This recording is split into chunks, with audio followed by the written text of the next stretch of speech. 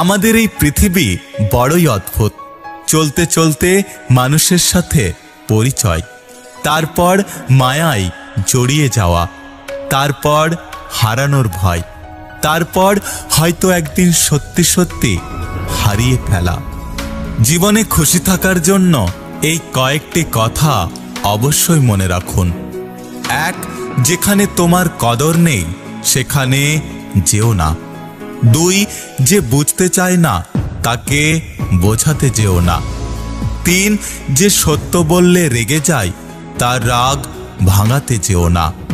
4, জীবনে কোনো সমস্যা আসলে ভেঙে পড়ো না।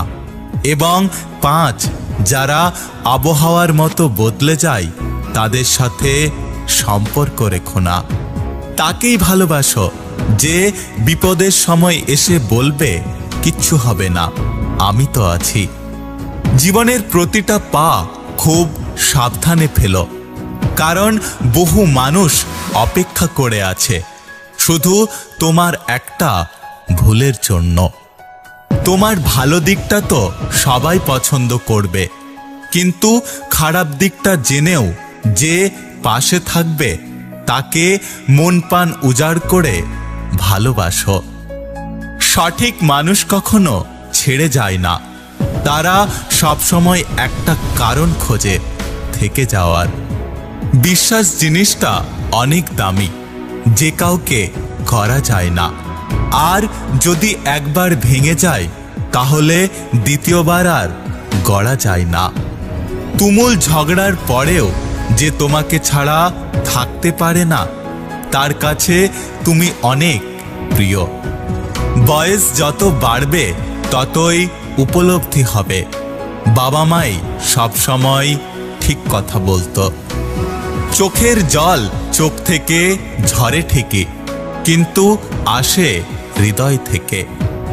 যোগাযোগ ছাড়া কোনো সম্পর্ক হয় না, সম্মান ছাড়া কোনো ভালোবাসা হয় না, আর বিশ্বাস ছাড়া কোনো কিছু দীর্ঘস্থায়ী হয় না।